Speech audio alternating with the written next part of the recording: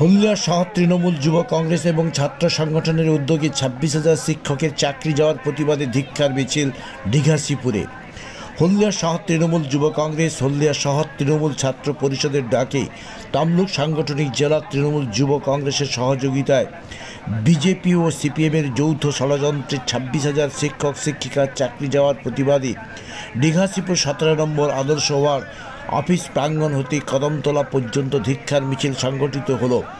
উক্ত মিছিলে উপস্থিত ছিলেন হলদিয়া বিধানসভার বিধায়িকা তাপসী মণ্ডল, তমলুক সাংগঠনিক জেলা তৃণমূল যুব কংগ্রেস সভাপতি শেখ আজগর আলী পল্টু, তমলুক সাংগঠনিক জেলা তৃণমূল কংগ্রেস কমিটির অন্যতম সদস্য অর্ণব দেবনাথ, তমলুক সাংগঠনিক জেলা তৃণমূল কংগ্রেস ছাত্র পরিষদ সভাপতি প্রসেনজিৎ দে, তৃণমূল কংগ্রেস নেতা শ্যামল মাইতি। এছাড়াও উপস্থিত ছিলেন ব্লক ও ওয়ার্ড স্তরে তৃণমূল কংগ্রেসের অন্যান্য বিশিষ্ট নেতৃত্ববৃন্দ।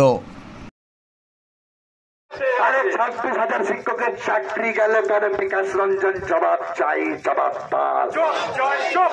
26,000 শিক্ষকের চাকরি গেল কেন? গাদ্দার অধিকারী জবাব চাই, জবাব দাও।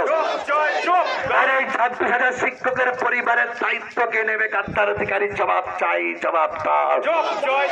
আরে 26,000 শিক্ষকের দায়িত্ব কে নেবে? বিকাশ রঞ্জন জবাব চাই, জবাব দাও। আরে বাংলায় অশান্তি করে মমতা ব্যানার্জিকে আটকানো চাই না, যাবে না। আরে সাম্প্রদায়িকতার বীজ বুঝিয়ে মমতা ব্যানার্জিকে আটকানো চাই না, যাবে না।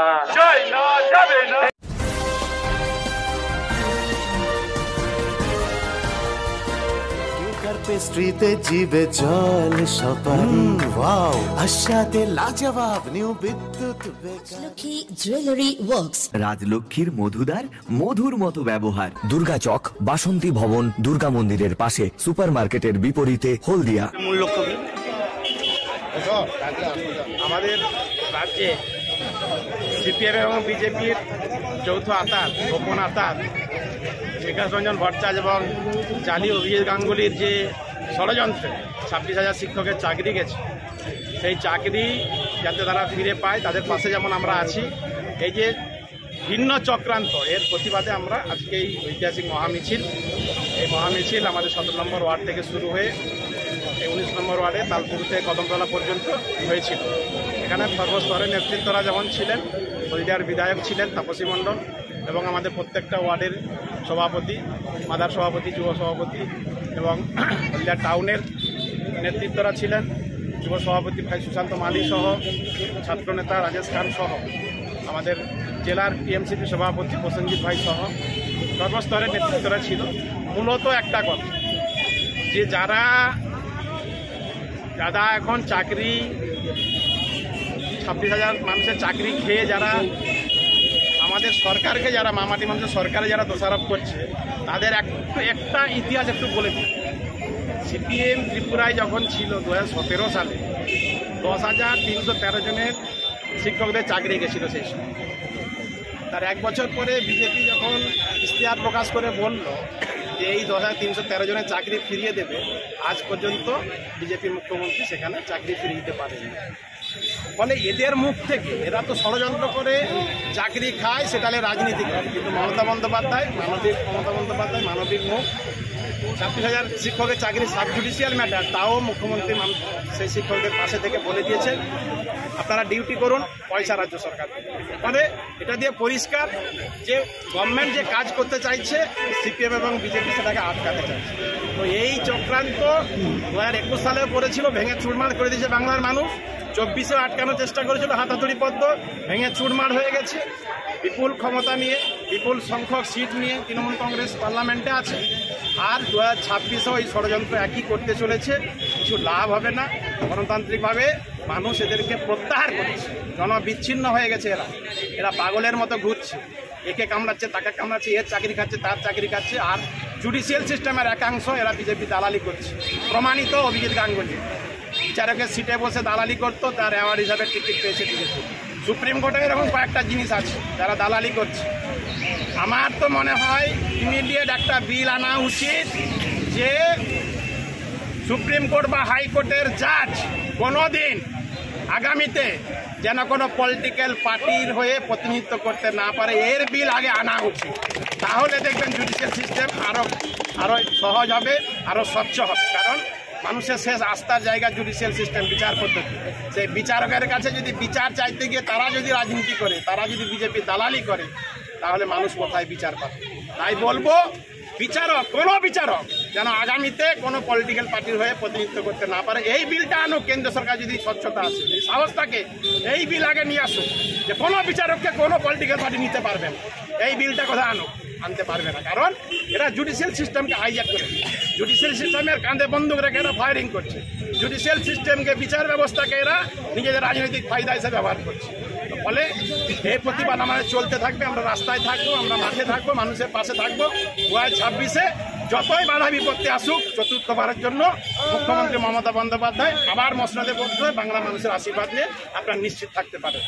এটা আমাদের কাছে পরিষ্কার হয়ে গেছে, কারণ বাংলায় শেষ কথা মমতা বন্দ্যোপাধ্যায় বলবে, তৃণমূল কংগ্রেস বলবে। কাজ যেমন করে মমতা বন্দ্যোপাধ্যায়, মামানি মানুষের সরকার, এবং তারা সাধারণ মানুষের পাশে, সর্বহারা মানুষের পাশে, চাকরি যাওয়া মানুষের পাশে। মুখ্যমন্ত্রী মমতা বন্দ্যোপাধ্যায় 24/7 অতন্ত্র প্রহরীর মতো তারা মানুষের পাশে, তিনি মানুষের পাশে রয়েছেন, এবং আমরা তৃণমূল কংগ্রেস সৈনিক কর্মীরা আমরা ওই সমস্ত পরিবারের পাশে। পূর্ব মেদিনীপুর তমলুক সাংগঠনিক জেলা TMYC সভাপতি আজগর আলী সহ যে সমস্ত নেতৃত্বরা আজকে মিছিলে পা মিলিয়েছেন, তাদের সকলকে আমি আন্তরিকভাবে অভিনন্দন, শুভেচ্ছা জানাই। আমাদের মাননীয় মুখ্যমন্ত্রী মমতা ব্যানার্জি, তিনি সমস্ত মানুষের পাশে থেকে প্রতিনিয়ত সমস্ত মানুষের কল্যাণের জন্য, সমস্ত মানুষের ডেভেলপমেন্টের জন্য প্রতিনিয়ত চিন্তা ভাবনা করছেন। আমরা দেখলাম যে এই রাজ্যে